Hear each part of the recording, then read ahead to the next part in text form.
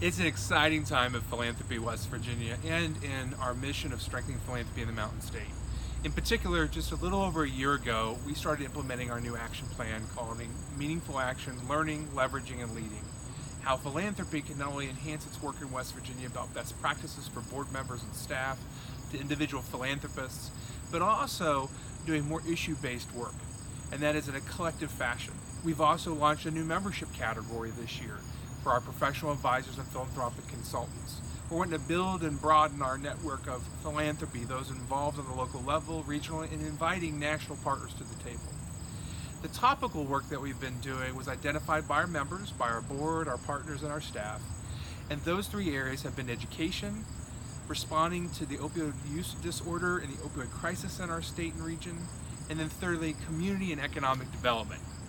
And under those areas, we've been hosting a series of different webinars and programs to assist you in your philanthropic effort, whether you're a board member, a CEO, a staff member, an advisor, or the individual philanthropist, on what are best practices, in addition to who are the good resources and partners among social profit organizations in the government sector and the private sector.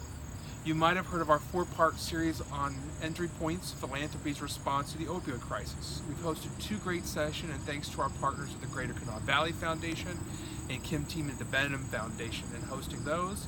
And we have another session coming up on October 31st via webinar from 10 a.m. to 11:30 a.m. You can check out our website at philanthropywv.org with that information. And then hosting a major plenary assembly on strategies at the annual conference in November, on November 7th.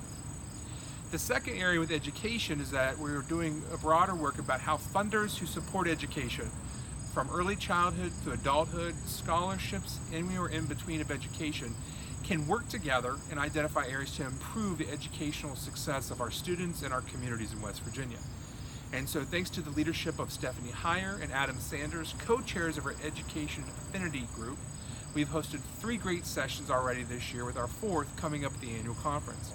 Well, more importantly, we received a great grant to allow for us to start identifying collaborative spaces, which will be hosting a session November 6th and 7th for any members that are interested on how to build better partnerships and bring in national funders to be as partners before the annual conference in Charleston. In the area of community and economic development, since the beginning of this year, we've been providing great content about where can you grant make to have an impact on community and economic development.